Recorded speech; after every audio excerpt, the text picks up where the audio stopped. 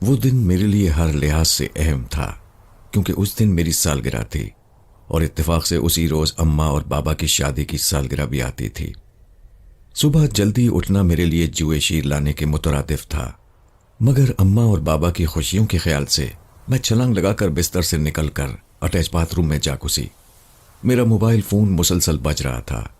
میں مزے سے شاور لیتے ہوئے تجھے اپنا بنانے کا جنون چھایا ہے گنگنائے جا رہی تھی۔ گرمیوں کی صبح میں ٹھنڈے پانی سے شاور لینا کتنا لطف انگیز عمل ہے، اور یہ تو وہی اندازہ کر سکتے ہیں جو سحر خیز ہیں۔ جب کافی دیر بعد میں فریش ہو کر واش روم سے برآمد ہوئی تو اماں جانی کو کمرے کے وسط میں کھڑا پایا۔ ان کے ہاتھ میں میرا سیل فون موجود تھا۔ باتھ روم سنگر، انہوں نے لبوں پر مسکراہٹ سجا کر اس انداز سے مجھے مخاطب کیا کہ میں خجل سی ہو گئی۔ کوئی گل مہر کمپنی ہے؟ کال تھی وہاں سے، تمہیں 10 بجے تک انٹرویو کے لیے بلایا گیا ہے۔ اماں کے منہ سے یہ بات سن کر جہاں مجھے خوشی ہوئی وہیں میرا جوش جھاگ کی طرح بیٹھ گیا۔ آج میں کیسے جا سکتی ہوں؟ آج تو سالگرہ ہے نا؟ کیوں نہیں جا سکتی؟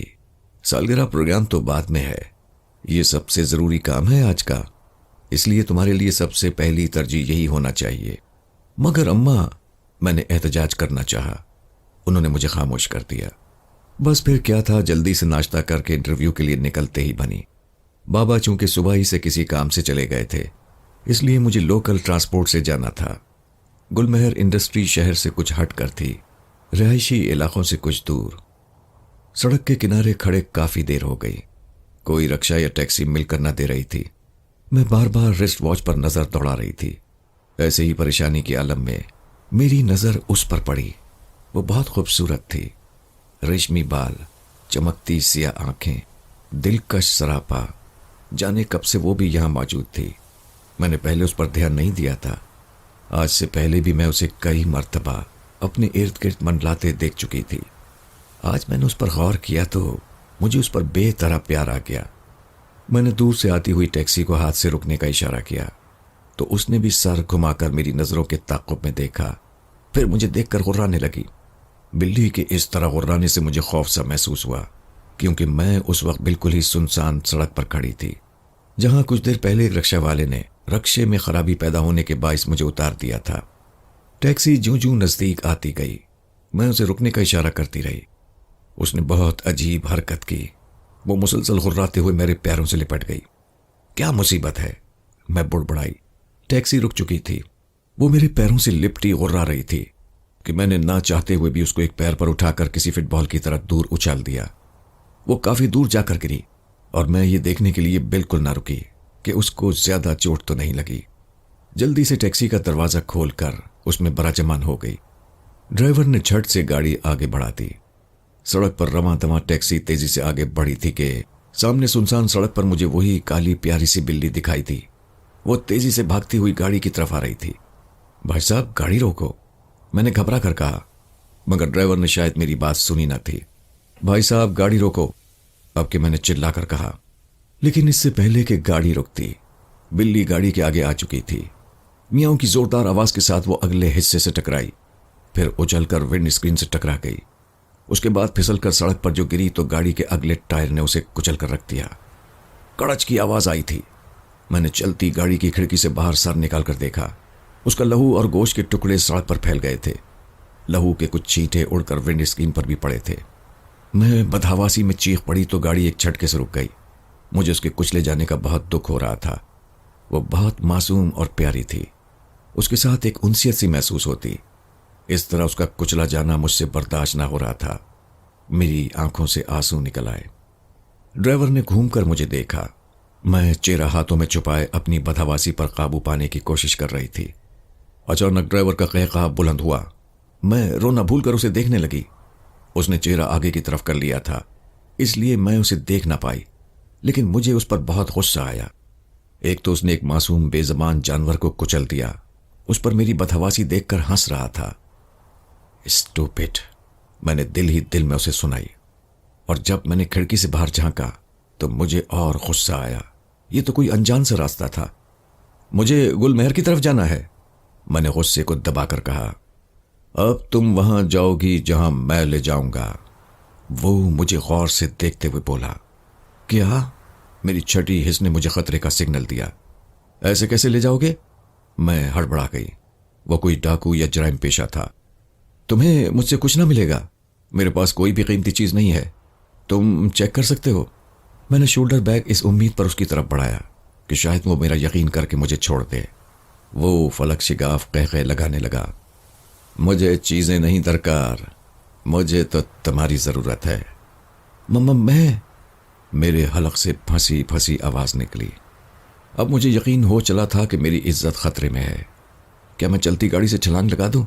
میں نے خود سے یہ سوال کیا ہی تھا کہ وہ بول پڑا۔ آرام سے بیٹھی رہو۔ تو تم کون ہو؟ میں نے تھوک نگل کر اس سے پوچھا۔ تم نے پہچانا نہیں مجھے، یہ کہہ کر اس نے گردن پیچھے کی طرف موڑ دی۔ میں اسے پہچاننے کی کوشش کرنے لگی۔ اس کی چھوٹی چھوٹی گول آنکھیں اندر کو دھسی ہوئی تھیں اور آنکھوں کے گرد گہرے کالے حلقے تھے۔ دیکھنے میں قبول صورت تھا، مگر اس کا عجیب سا حلیہ اسے پرسرار بنا رہا تھا۔ اب اس کا چہرہ برف کی مانند سفید پڑا ہوا تھا۔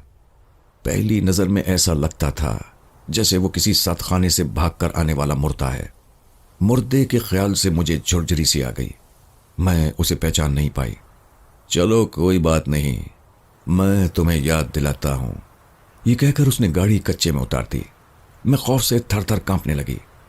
پلیز میری بات سنو، مجھے چھوڑ دو، میری تم سے کوئی دشمنی نہیں، میں تو تمہیں جانتی تک نہیں، میں نے گڑ گڑاتے ہوئے التجائیہ لہجے میں کہا، جس کا اس پر رتی بھر اثر نہ ہوا۔ گاڑی ایک کھلے سے ویران پرسرار میدان میں پہنچ کر رک گئی، جہاں دور دور تک کوئی ذی روح موجود نہ تھا۔ اب ڈرائیور نے گاڑی کا دروازہ کھولا اور میرا ہاتھ پکڑ کر مجھے کھینچ کر باہر نکالا۔ اب وہ پورے قد سے میرے سامنے کھڑا تھا۔ میں نے ذہن پر بہت زور ڈالا، مگر اسے پھر بھی پہچان نہ پائی۔ اس نے مجھے ایک پتھر پر دھکا دیا۔ میں خوفزدہ سی پتھر پر بیٹھ گئی۔ سنو میں کون ہوں؟ اس نے میری طرف پیٹھ موڑ کر کہنا شروع کیا۔ میں زرغام ہوں، وہ زرغام جو تم سے کچھ کہنا چاہتا تھا، مگر تم نے غرور حسن میں کبھی اس دبلے پتلے سی شکل والے زرغام کی بات سننے کی ضرورت ہی محسوس نہ کی۔ میں بار بار کوشش کرتا رہا، تمہارے راستے میں آتا رہا، یہاں تک کہ ایک دن تمہارے ہاسٹل میں بھی آ گیا، مگر تم نے مجھے وہاں سے بھی بے عزت کر کے نکلوا دیا۔ میں پھر بھی تمہارے گرد چکراتا رہا، تم نے مجھے جہاں دیکھا نفرت سے ذلیل ہی کیا، برباد کر دیا تم نے مجھے۔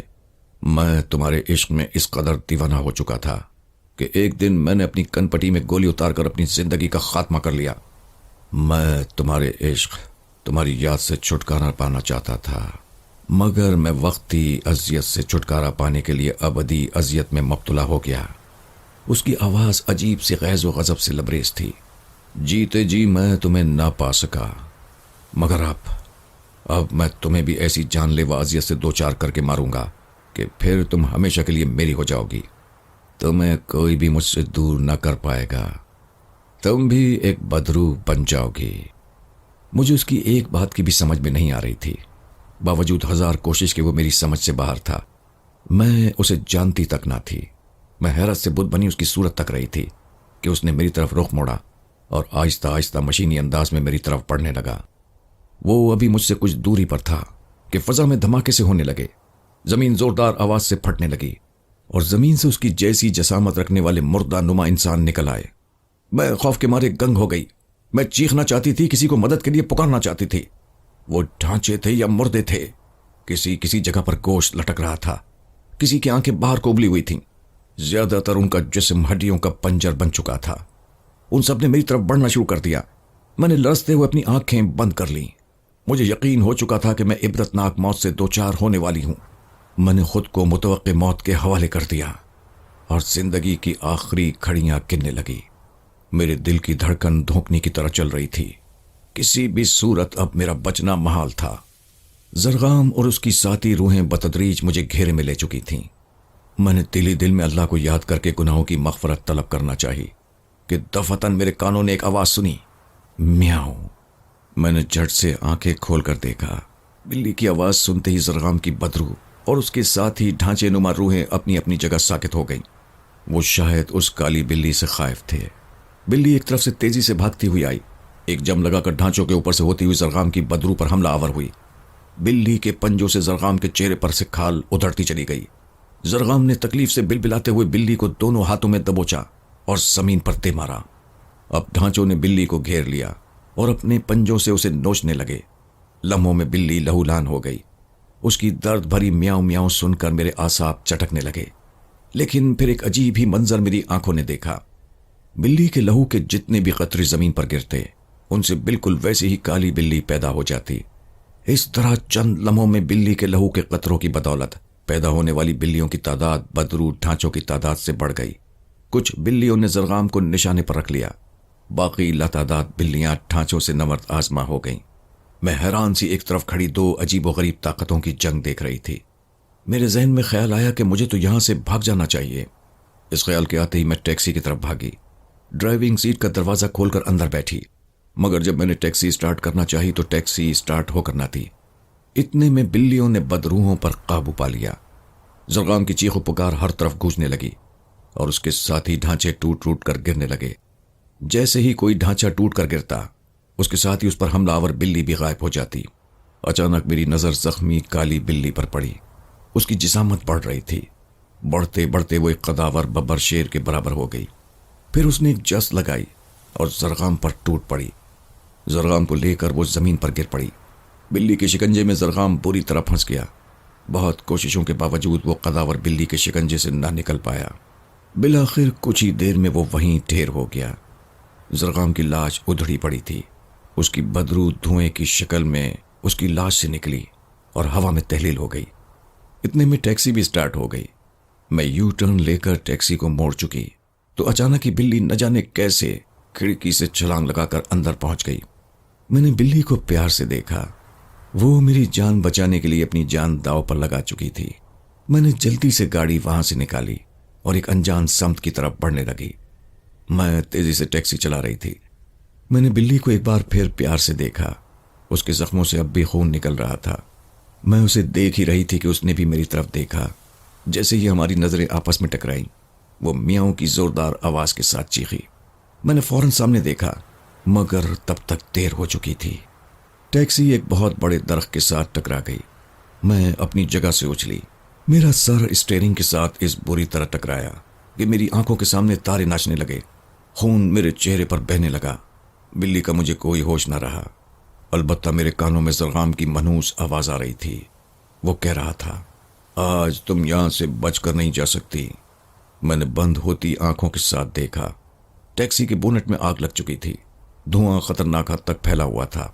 مجھے اپنا دم گھٹتا ہوا محسوس ہونے لگا۔ اتنے میں ہر طرف سائرن بجنے لگا۔ اٹھ جاؤ روشنی، دیر ہو رہی ہے۔ امی کی آواز میری سماعتوں سے ٹکرائی تو میں نے جھٹ آنکھیں کھول دیں۔ الارم مسلسل بج رہا تھا۔ میں اپنے بستر پر شرابور پڑی ہوئی تھی، یعنی کہ یہ ایک خواب تھا، انتہائی خوفناک خواب۔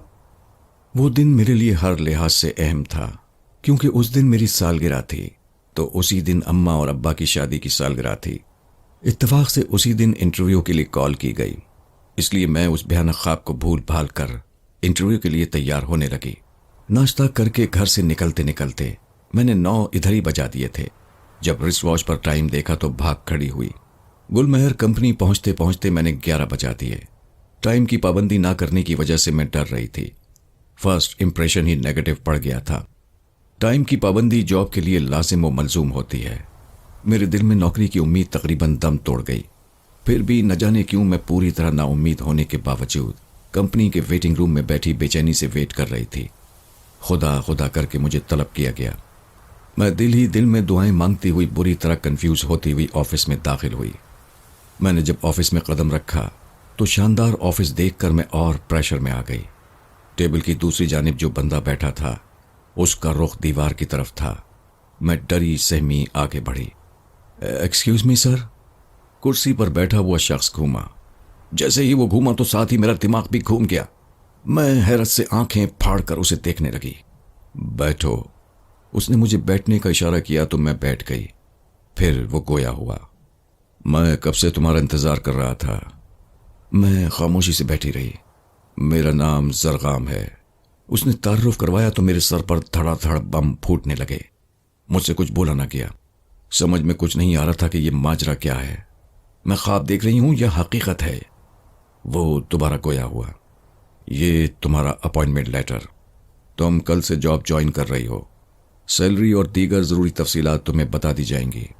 मैंने लिफाफा थाम लिया। अपने हवास काबू में रखो। इस जॉब के दौरान तुम्हारा वास्ता बहुत से बड़े लोगों से पड़ेगा, इसलिए तुम्हारे चेहरे से हिमाकत नहीं टपकनी चाहिए। उसने मेरे तासुरात से महसूस होते हुए कहा, सॉरी सर। मैं एकदम संभल कर बैठ गई। मैंने बिला इरादा सॉरी कह दिया, जबकि मैं जानती भी ना थी कि मैं सॉरी क्यों कह रही हूं। अब तुम जा सकती हो, उसने हुंकारा भरकर मुझे जाने के लिए कहा। सुनो, मैं दरवाजे तक जाकर उसकी आवाज पर पलटी। तुम्हें रात के वक्त काम पर आना होगा, दिन के वक्त यह कंपनी बंद रहती है। मैं उसकी बात पर उलझती हुई घर चली आई। घर में जश्न का समा था। अम्मा अब्बा ने पार्टी का पूरा इंतजाम कर रखा था। छोटी सी पार्टी सिर्फ चंद दोस्तों पर मुश्तमिल थी, जिसमें हमारे अजीज रिश्तेदार शामिल नहीं थे। पार्टी के हंगामों में रात का 1 बज गया। बड़ों की महफिल जम गई। अम्मा ने चाय कॉफी की ड्यूटी संभाल ली। उनमें मेरा कोई हम असर नहीं था, इसलिए मैं उकता कर अपने कमरे की तरफ जाने लगी। अभी मैं सीढ़ियों के पास पहुंची थी कि मुझे किसी की कर्राह सुनाई थी। कर्राह में बेइंतहा दर्द भरा था, जिसे सुनकर मेरे बढ़ते कदम रुक गए। मैंने इर्द गिर्द टटोलती निगाह दौड़ाई। आवाज तो मुसलसल आ रही थी। मैं आवाज का ताकुब करते करते घर के पिछले हिस्से में आ गई। वहां जो मेरी आंखों ने देखा, उसे देखकर मुझे हैरत का शदीद झटका लगा। घर के अंदर से बड़ों के कहकहों की आवाजें यहां तक आ रही थीं। मैंने बार बार आंखों को मल कर देखा। यह हकीकत थी कि मैं उसको जागती आंखों से देख रही थी। मैं अभी सोच रही थी कि मेरे साथ क्या हो रहा है। कर्राह फिर से उभरी तो मैं चौंक कर अपने ख्यालों से बाहर आई। सूरत हाल जो भी थी, मुझे फिल वक्त उसकी मदद करना थी। मैंने उसे गोद में उठा लिया। उसे गोद में उठाते ही मेरे हाथ में चिपचिपाहट महसूस हुई।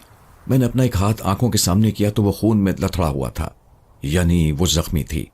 मैं उसे लेकर किचन में चली आई। एक देगची में पानी लेकर गर्म होने के लिए चूल्हे पर चढ़ा दिया। वहीं एक केबिन में फर्स्ट एड बॉक्स पड़ा था। उसे निकालकर मैं उसे लिए हुए कमरे में आ गई। मैंने उसे बेड पर बिठाया। पानी में डिटोल डालकर उसके जख्म साफ करने लगी। उसकी गर्दन पर इस तरह से कट लगे थे जैसे किसी तेज धार चाकू से उसकी गर्दन काटने की कोशिश की गई हो। उसकी जख्म साफ करने के बाद मैंने पट्टी बांधकर उसे एक कंबल में लपेटकर बेड पर ही अपने साथ रख लिया और खुद सोने के लिए लेट गई। इस दौरान वो मुझे ममनूयत भरी निगाहों से देखती रही। मैं सो चुकी थी, मगर मेरे जहन के किसी कोने में एक नस्वानी आवाज उभर रही थी जो मेरा नाम लेकर मुझे पुकार रही थी, रोशनी, रोशनी उठो। मैं उस आवाज को पहचानती तो नहीं थी, मगर आवाज वाज़ेह थी, इसलिए मैं उसको अपनी समात का धोखा करार ना दे सकी। फौरन ही उठकर बैठ गई। इधर देखो, तुम्हारे बगल में। अब की नस्वानी आवाज मेरे पहलू से आई थी। मैंने डरते डरते गर्दन मोड़कर देखा। वो पूरी तरह कंबल में लिपटी थी। उसका सर कंबल से बाहर था। हल्की रोशनी में उसकी आंखें चमक रही थीं। मैं छलांग लगाकर बिस्तर से कूदी और फटी फटी नजरों से उसे देखने लगी। रेशमी सिया बालों वाली बिल्ली इंसानी आवाज में बोल रही थी, वही बिल्ली जिसे मैंने ख्वाब में देखा, और मेरा वो बॉस सरगाम। पता नहीं क्या बला है। अभी मैं सोच रही थी कि वो बिल्ली बोल पड़ी, डरो मत, मैं तुम्हारी दोस्त हूं। बॉस के मुताल्लिक तुम्हें बताना चाहती हूं। उसका इतना कहते ही मेरी आंखों के सामने का मंजर पलक झपकते ही बदल गया। अब मेरे सामने बहुत खूबसूरत काले लंबे बालों वाली लड़की बैठी थी जो मीठी मीठी नजरों से मुझे देख रही थी। सही मायनों में उस वक्त मेरी सिट्टी गुम हो गई। अब मुझे अपनी हिमाकत का एहसास हुआ। मुझे उसे उठाकर घर के अंदर नहीं लाना चाहिए था। यह कोई पुरस्कार मामला था जिसमें मैं फंस रही थी। घबराओ नहीं, मैं तुम्हें कुछ नहीं कहूंगी। आओ, मेरे करीब बैठ जाओ। मेरा नाम परी है। उसने अपना हाथ मेरी तरफ बढ़ा दिया। खौफ की ज्यादती से मेरी आवाज हलक में ही दब गई। उसने आगे आकर मेरा हाथ थाम लिया और मुझे फिर से बेड पर बिठा दिया। मेरे बदन पर कपकपी तारी थी। ठंडे पसीने बहने लगे थे। तुम्हारा ख्वाब सच्चा था, उसने कहा। क्या? न जाने उस वक्त मुझ में इतनी हिम्मत और ताकत कहां से आई थी कि मैं फरते हैरत से चिल्ला उठी। हाँ, वो एक खबीस रूह है जो तुम पर काबिज होकर तुम्हें भी बदरूह बनाना चाहता था, मगर अब सब ठीक है। मैं कैसे मान लूं? میں نے حق لاتے ہوئے اس کی سبز چمکیلی آنکھوں میں دیکھا۔ اس نے خفگی سے مجھے دیکھا تو میں شرمندہ سی ہو گئی۔ یہ گندی سفلی طاقتوں کا ٹکراؤ ہے جس میں وہ تمہیں استعمال کرنا چاہتا تھا۔ مجھے بھی اس نے اپنے جادو کے زور سے بلی بنا دیا تھا۔ جب تم ویٹنگ روم میں تھی اس وقت میں بھی وہاں موجود تھی۔ تم وہاں سے بچ کر اس لیے واپس آ گئی کیونکہ میں نے زرغام پر قابو پا لیا تھا۔ جیسے ہی اس کے گرگوں نے مجھ پر وار کیا، میرا لہو زمین پر گرتے ہی اس کا جادو ختم ہو گیا اور میں اصلی شکل میں آ گئی۔ میں انسان نہیں ہوں بلکہ ایک جن ذاتی ہوں جسے زرغام اپنا غلام بنا لینا چاہتا تھا۔ میں بچپن سے تمہارے ساتھ رہتی آئی ہوں مگر کبھی تم پر خود کو ظاہر نہ کیا۔ میری وجہ سے زرغام نے تمہیں بھی اپنے نرغے میں لینے کی کوشش کی۔ وہ جس لڑکی روشنی سے محبت کرتا تھا اس نے اسے ٹھکرا دیا تھا، جس کی وجہ سے اس نے خودکشی کر لی۔ اب ایک بدروح کی شکل میں وہ ہر روشنی نام کی لڑکی کو مار ڈالتا ہے۔ اوپر والے کا شکر ہے کہ تم اس کے چنگل سے نکل آئیں۔ وہ اپنی بات ختم کر کے دل نشین انداز میں مسکرائی۔ میں بے یقینی سے پل کے جھپک جھپک کر اسے دیکھ رہی تھی۔ تمہیں یقین نہیں آتا نا؟ اس کی آواز بھی اس کی شخصیت کی طرح سحر انگیز تھی۔ میں اس کی خوبصورتی کے سحر میں جکڑتی گئی۔ وہ ایک بار پھر مسکرائی تو اس کی سبز مائل آنکھیں بھی مسکرانے لگیں۔ مجھے بے ساختہ اس پر پیار آ گیا، ساتھ ہی اس کی باتوں پر یقین بھی۔ اس نے مجھے میرے بچپن سے لے کر آج تک کے ایسے ایسے واقعات بھی بتا دیے جن کو میرے سوا کوئی نہیں جانتا تھا۔ اگلی صبح میں اور پری گلمہر انڈسٹری کی بلڈنگ کے باہر موجود تھے۔ ساری بلڈنگ جل چکی تھی، اب وہاں کسی کمپنی کا نام و نشان تک نہ تھا۔ مجھے پری پر پوری طرح یقین آ گیا۔ میں اسے دیکھ کر ممنونیت سے مسکرا دی اور پھر وہ ہوا میں تحلیل ہو کر نظروں سے اوجھل ہو گئی۔